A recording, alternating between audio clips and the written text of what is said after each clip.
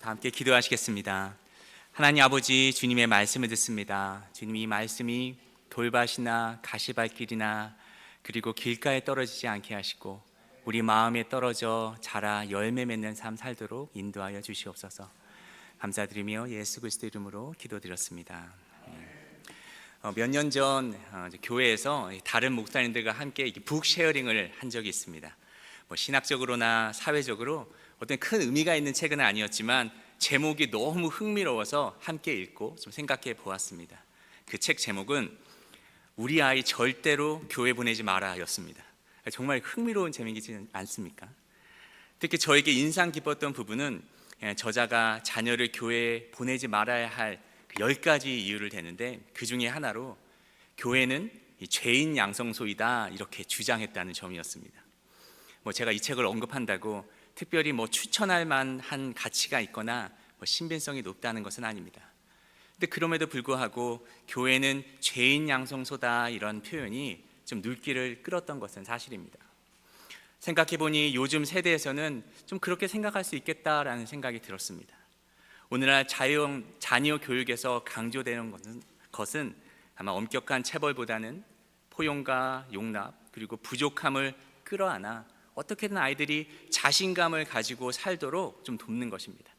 그래서 아이들을 지지해도 부족한 시대에 교회에서 사람을 죄인 만든다라고 느끼면 저자의 주장대로 교회에 가지 않는 것이 낫다라고 생각할 수 있겠다라는 생각이 좀 들었던 것입니다. 근데 실제로 우리 주일학교 아이들은 한 달에 몇 번씩 예배 시간에 십계명을 외웁니다. 그리고 나선 이 질문에 대답해야 합니다. 하나님이 주신 계명을 다 지킬 수 있습니까? 그러면 대답은 아니요, 우리는 이 계명을 다 지킬 수 없습니다. 이렇게 고백해야 됩니다. 이 말은 무엇입니까? 우리가 곧 죄인임을 드러내는 것입니다. 이런 맥락에서 보면 교회가 사람을 죄인 만든다는 것이 완전히 틀린 말은 아닌 것 같습니다. 하지만 정말 교회가 사람을 죄인으로 만드는 것일까요? 아닙니다.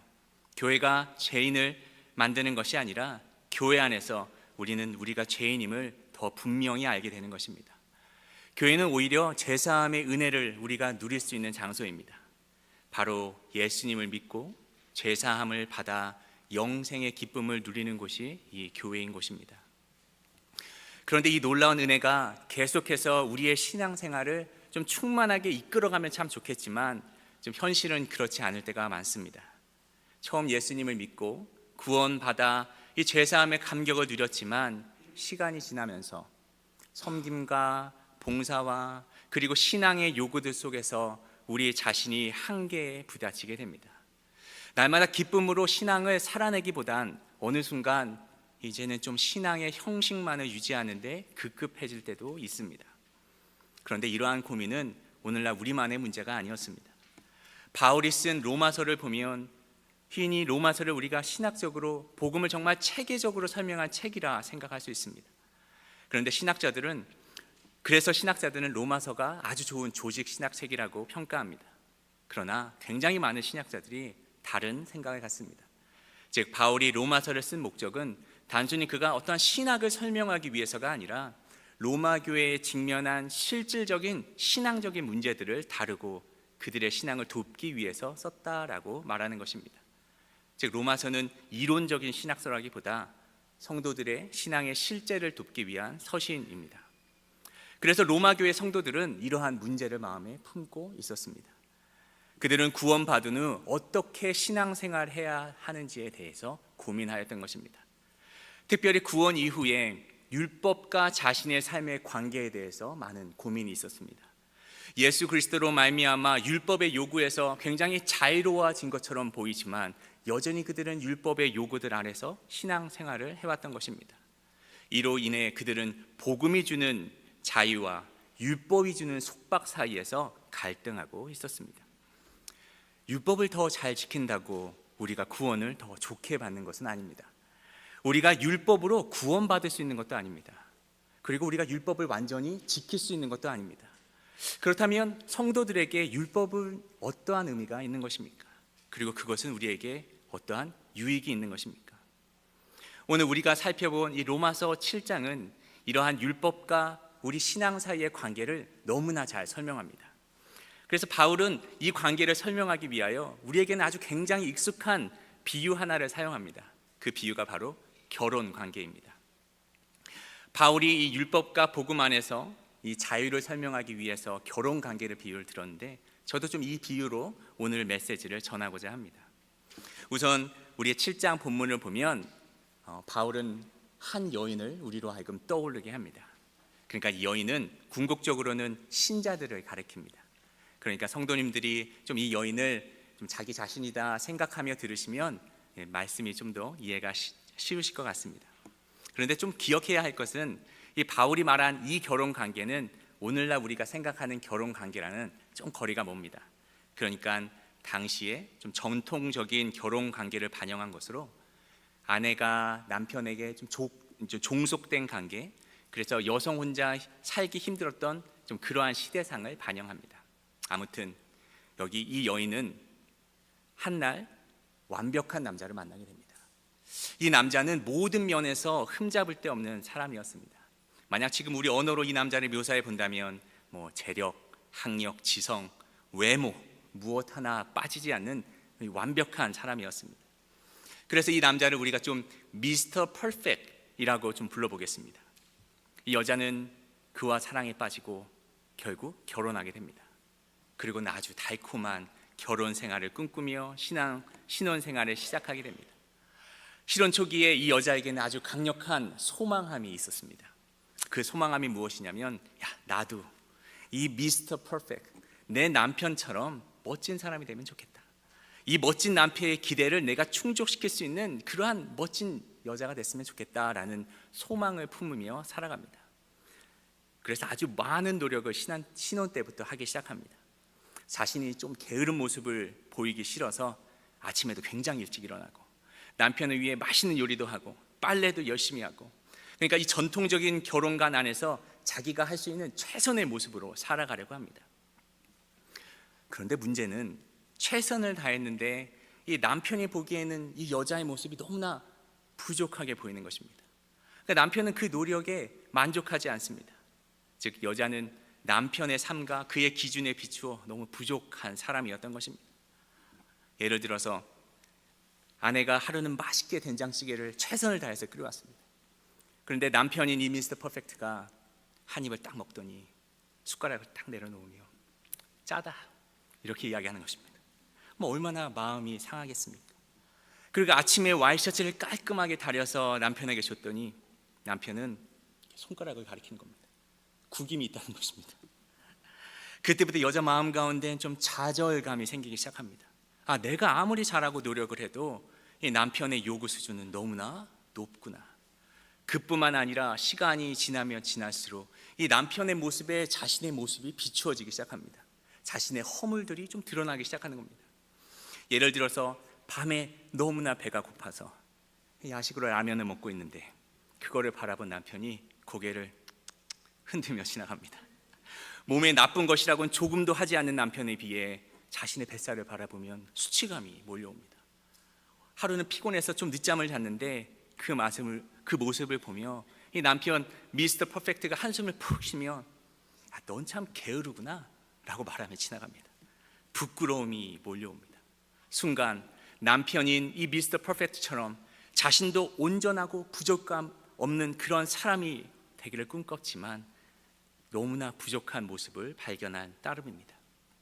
그런데 좀 남편이라면 이런 부족한 자신을 이해해주고 사랑도 해주면 좋으련만 여자를 향한 남편의 날카로운 비판은 점점 강도가 심해져 갑니다.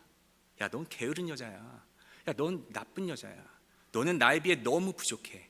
너는 나의 기준을 만족시킬 수 없어. 그러니 여자의 마음에 조금씩 남편에 대한 반감이 생기기 시작합니다. 자기도 모르게 남편이 미워지고 그를 비방하게 되고 오히려 더 방탕한 삶의 모습으로 나아가기 시작하는 것입니다. 여기까지만 이야기를 했는데 제 가슴이 탁 막힙니다. 그러니 이 여자의 결혼 생활이 행복하겠습니까? 시간이 지나 갈수록 하루하루의 삶이 버거울 뿐입니다. 그런데 오늘 성경에는 이 미스터 퍼펙트이라는 사람의 이름이 등장합니다. 이 남편 된 미스 퍼펙트의 이름이 바로 율법이었습니다. 하나님께서는 우리에게 율법을 주셨습니다. 우리는 흔히 율법을 말할 때 모세가 받은 십계명을 먼저 떠올리곤 합니다. 그러나 사실 율법의 시작은 하나님께서 세상을 창조하신 그때로 거슬러 올라갑니다. 하나님이 아담에게 선악과를 먹지 말라라고 명령하신 것이 바로 율법의 시작이었습니다. 그러니 율법의 다른 말은 행위 언약입니다. 즉 우리가 하나님의 법을 온전히 지키면 그것에 따른 축복이 주어진다는 하나님의 약속인 것입니다. 그렇게 율법은 좋고 온전한 것입니다. 오늘 12절의 말씀처럼 율법은 거룩하고 계명도 거룩하고 의로우며 선합니다. 그러니까 이 여자가 아무리 괴로운 결혼 생활을 하더라도 솔직히 미스터 퍼펙트는 잘못한 것이 하나도 없는 것입니다. 그런데 문제는 하나님께서 우리에게 이 좋은 율법을 복으로 주셨지만 우리가 그 율법을 완전히 지킬 수 없다는 데 있습니다.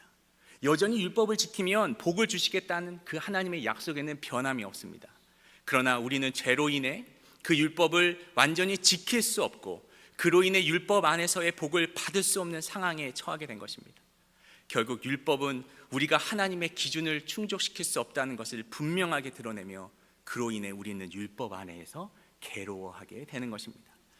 그러므로 원래 우리에게 복을 주기 위하여 주어진 이 율법은 이제 우리에게 저주가 되어 다른 역할을 하게 됩니다. 이것이 오늘 본문에 드러난 내용입니다. 이 부분에 대해서 제가 세 가지로 정리해서 설명드리기 원합니다. 첫 번째로 율법은 이제 우리의 죄를 드러내게 됩니다. 7절의 말씀처럼 율법이 죄냐? 그럴 수 없느니라. 율법으로 말미암지 않고는 내가 죄를 알지 못하였으니 곧 율법이 탐내지 말라 하지 아니하였더라면 내가 탐심을 알지 못하였으리라 라고 말씀합니다. 아주 유명한 기독교 변증가 C.S. 루이스라는 사람은 자신의 순전한 기독교라는 책에서 이런 이야기를 합니다. 아무도 자신이 얼마나 나쁜지 선하게 살기 위해 노력해보기 전까지는 알지 못한다. 그러니까 아무도 자신이 얼마나 나쁜지는 노력해보기 전까지는 모른다는 것입니다. 이 여자는 결혼하기 전에 그냥 온전해지고 싶은 마음만 존재하였습니다. 그래서 율법이라는 미스터 퍼펙트를 보면서 나도 저렇게 되고 싶지라는 욕구만 있었습니다. 그런데 막상 결혼을 하고 그 율법의 욕구를 만족시키기 위하여 선하게 살기 위해 노력을 해보니 자꾸 자신의 허물이 드러나는 것입니다. 가짜 돈을 구별할 수 있는 방법은 가짜 돈의 특성을 아는 것이 아닙니다. 마치 100만 가지의 가짜 돈의 특성을 안다 하여도 가짜 돈은 구별해낼 수 없습니다. 그러나 진짜 돈과 비교를 해보면 이 가짜 돈의 특성은 너무나 쉽게 드러납니다.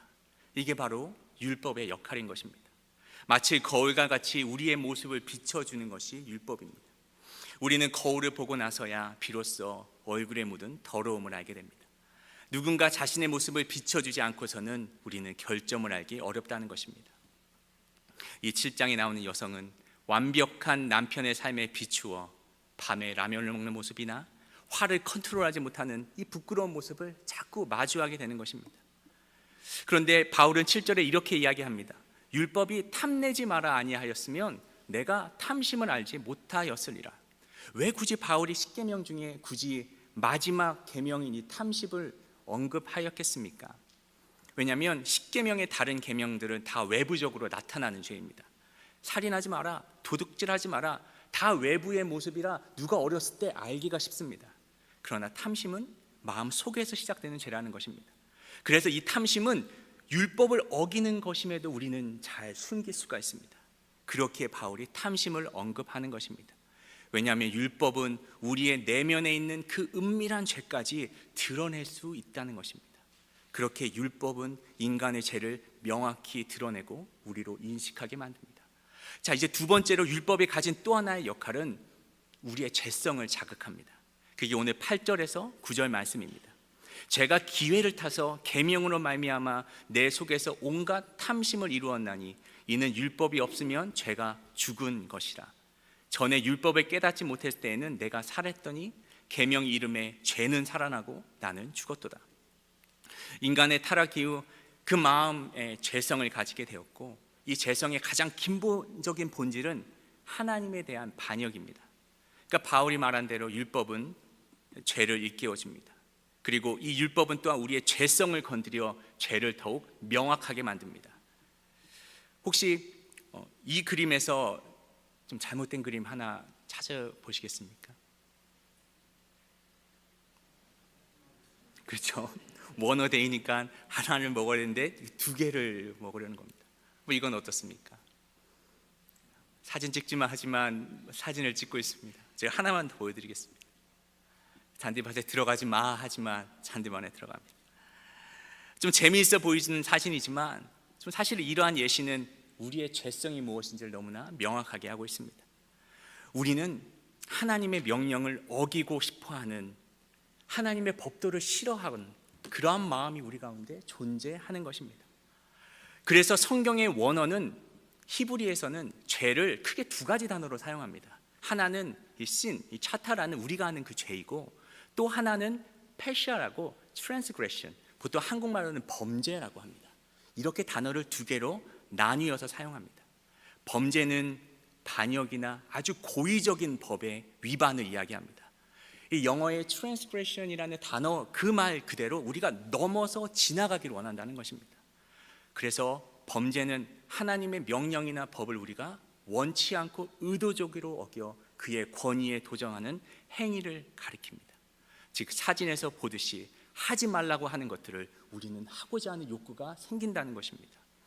앞서 말한 예화처럼 이 미스터 퍼펙트라는 남편이 여자의 실수를 지적하자 여자의 마음에는 반항하고 싶은 마음이 생깁니다.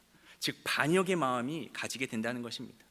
그래서 그녀는 자신을 끊임없이 정죄하는 남편을 미워하고 기대에 부응하기보다는 그 기준을 무너뜨리는 욕구가 생기는 것입니다. 이것이 바로 율법이 우리의 죄성 안에서 작용하는 방식입니다. 율법은 우리의 죄성을 자극하여 우리가 얼마나 하나님의 법도를 싫어하는지를 나타냅니다. 결국 율법 앞에 비추어진 우리의 죄된 마음은 하나님께 적대적일 수밖에 없습니다. 우리는 본성적으로 하나님께서 주신 법을 어기적하는 경향을 가지고 있고, 이것으로 말미암아 우리의 연약함과 죄는 더욱 분명히 드러나는 것입니다. 세 번째로, 율법은 그래서 결국 우리로 사망에 이르게 합니다. 앞서 언급한 것처럼 율법은 처음에는 하나님께서 우리에게 복을 주시기 위한 것이었습니다. 아담과 맺으신 그 행위 언약에는 생명과 축복이 담겨져 있었습니다. 창세기에는 하나님은 아주 간단한 율법, 선악과를 먹지 마라는 명령을 주셨고, 그것만 지킨다면 복을 영원히 누릴 수 있음을 약속하였습니다. 하지만 인간은 그 언약을 어기고 하나님께 반역했습니다. 그 결과 율법은 이제 우리에게 생명을 주는 것이 아니라 죽음을 가져다 주는 역할을 하게 됩니다. 그래서 7장 5절의 이야기를 사망의 열매를 맺는다라는 표현이 바로 이것입니다. 우리가의 반역과 죄로 인해 율법은 우리를 정죄하고 죄를 밝혀내어 사망의 열매를 맺게 하는 것입니다. 율법 자체는 죄가 아니지만 우리의 타락한 본성은 율법을 통해 죄를 자극받습니다. 그래서 율법은 항상 우리의 죄를 더 드러내기 원하고, 이로 인해 우리는 영적으로 죽은 상태가 되고 하나님과 관계가 단절되며 그분과 멀어지는 상태에 이르게 됩니다. 그래서 9절에 바울은 이렇게 고백합니다. 전에 율법을 깨닫지 못할 때는 내가 살았는데 계명의 이름에 나는 죽었도다. 여기서 바울이 율법을 깨닫지 못할 때 내가 살았다라는 말은 영적으로 살아났다는 것이 아니라, 그는 자기의 죄를 자각하지 못해 안전하다, 내가 살고 있다라고 착각한 것입니다. 그러나 율법이 주어지자 죄가 드러났고 바울은 자기의 영적 죽음을 직면하게 된 것입니다. 바울은 이렇게 율법이 죄를 드러내고 결국 자신을 영적으로 죽음에 이르게 했다고 고백합니다. 이 죽음은 단순히 육체적 죽음이 아니라 하나님 관계에서 단절된 영적 사망을 이야기합니다. 결국 율법은 우리에게 생명을 줄 수 없습니다. 율법은 우리의 죄를 드러내고 그 죄로 인해 우리는 사망에 이를 수밖에 없는 것입니다. 그런데 우리가 다시 한번 이 여자의 안타까운 사연으로 돌아가 보기 원합니다. 이 여자는 자신을 변화시키기 위해 열심히 노력했습니다. 선하게 살고 온전해지기 위해 애썼지만 솔직히 그녀의 삶은 달라지지 않았습니다. 왜 그럴까요? 율법은 사람을 변화시킬 힘이 없기 때문입니다. 율법은 선하고 완벽하지만 그 안에는 자비도 없고 은혜도 없습니다. 오직 완벽함만을 일방적으로 요구할 뿐입니다. 그래서 이 절망적인 상황에서 여자는 이제 율법이라는 미스터 퍼펙트를 피해 도망치기로 결정합니다. 그러나 그녀의 결심은 곧 무산됩니다. 왜냐하면 당시 사회에서는 여자가 혼자 살 수 있는 여건도 없을 뿐더러 만약 이 여자가 도망쳐 다른 남자를 만나기라도 되면 그것은 간음으로 간주되어 더 큰 형벌을 받기 때문입니다. 그게 오늘 3절의 내용입니다. 그렇다면 여자가 할 수 있는 것은 무엇이었겠습니까? 딱 하나입니다. 그녀는 남편이 죽기만을 바랬습니다. 그런데 그 남편이 미스터 퍼펙트이지 않습니까? 건강하고 감기 한번 걸리지 않을 만큼 완벽합니다. 아무리 바란다 해도 그의 죽음은 기대할 수가 없습니다. 하지만 놀랍게도 죽습니다. 그런데 죽은 것은 미스터 퍼펙트가 아니라 여자 자신이었습니다. 지금까지 여자는 자신이 괴로운 이유가 남편, 즉 율법이라고 생각했습니다. 그러나 결국 그녀는 아주 중요한 사실을 깨닫습니다. 문제는 남편이 아니라 바로 자신이 죄인이라는 것을 알게 된 것입니다. 이 깨달음과 함께 여자는 죽음을 맞이하게 됩니다. 그런데 만약 이 이야기가 여자의 죽음으로 끝났다면 참으로 비극적인 결말일 것입니다. 왜냐하면 이것은 그냥 여자의 삶은 실패였고 그녀는 영원한 죽음에 머물렀다라는 이야기로 마무리되었기 때문입니다. 그런데 놀라운 일이 생깁니다. 여자가 죽음에 머물지 않고 다시 생명을 얻어 완전히 새롭게 태어난 것입니다. 오늘 7장 4절에 이렇게 말합니다. 그러므로 형제들아 너희도 그리스도의 몸으로 말미암아 율법에 대하여 죽임을 당하였으니 이는 다른 이 곧 죽은 자 가운데서 살아나신 이에게 가서 우리가 하나님을 위하여 열매를 맺게 하려 함이라.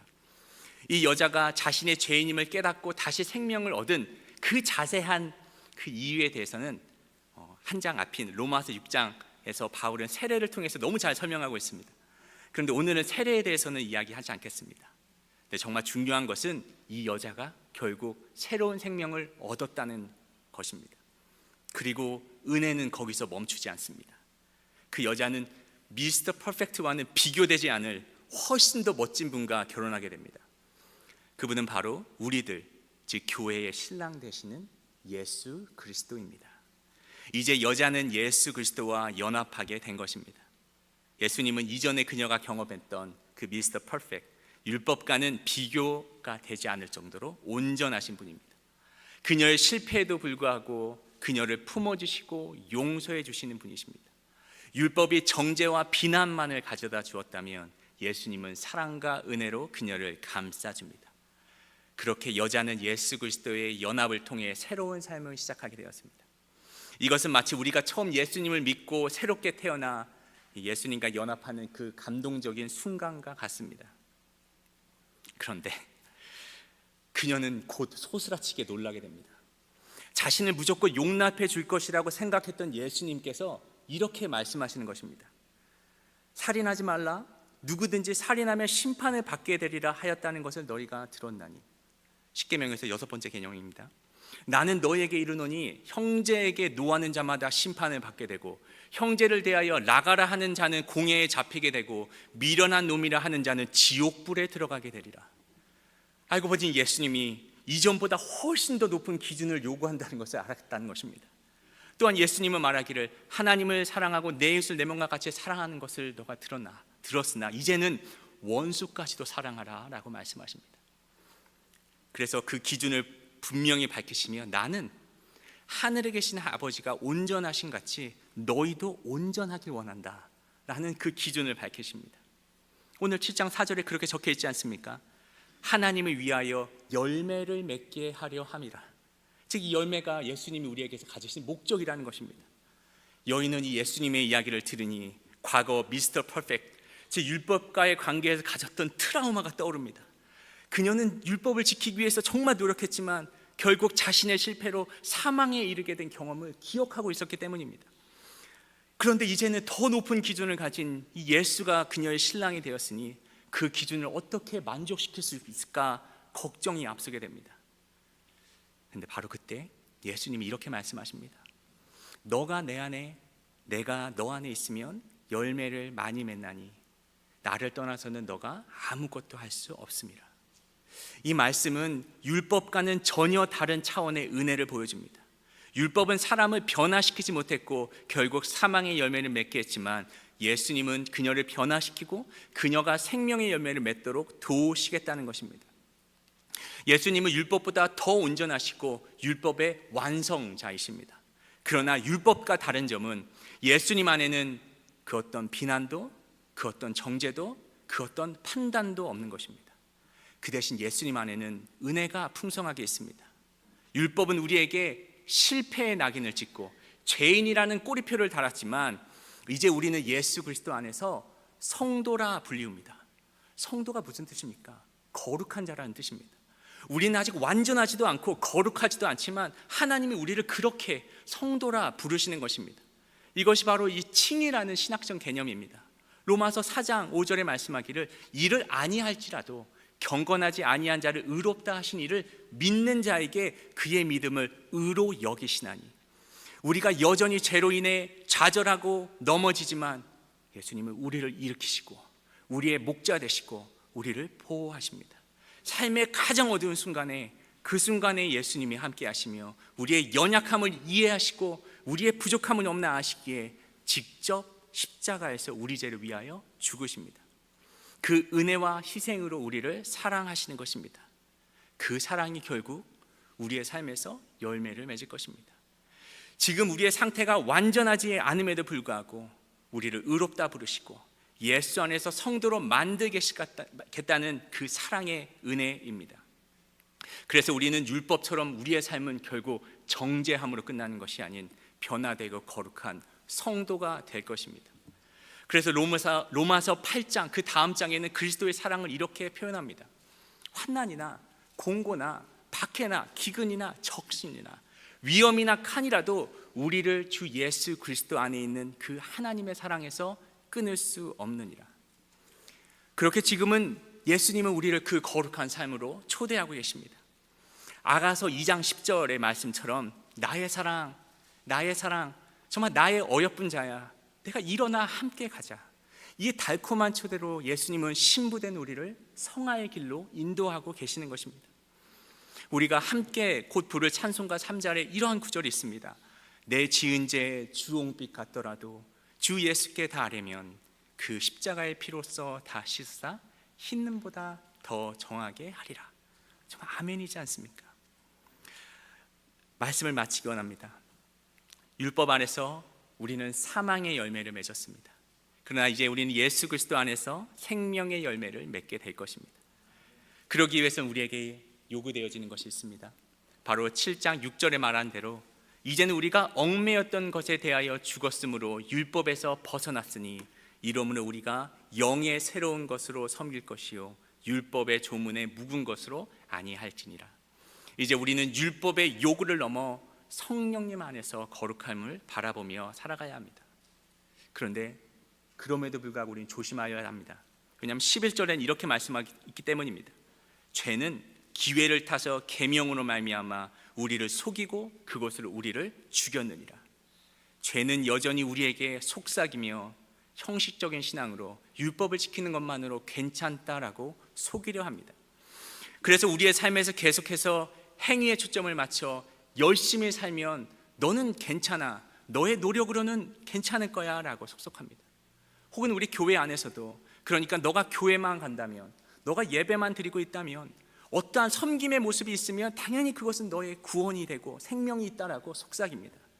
그러나 행위에 초점을 맞춘 신앙은 결코 구원에 이를 수 없습니다. 오늘도 그랬기 때문에 우리는 주님께 이 드리는 예배가 그냥 일주일에 1시간 그냥 몸만 교회에 나와 앉아있는 현식적인 신앙으로 하면 안 됩니다. 이것은 죄가 우리를 속이고 있는 것입니다. 예수님은 말씀하십니다. 몸과 마음과 정성을 다하여 주 하나님을 사랑하여라. 그렇게 우리가 주님을 더 의지할 때 성령의 인도하심에 따라 열매를 맺게 될 것입니다. 율법은 우리를 죽이는 것이 아니라 그때에는 우리의 성화의 도구가 되어서 우리 안에 예수 그리스도의 모습이 나타나게 될 것입니다. 좀 다 함께 찬양 다 같이 하였으면 좋겠습니다.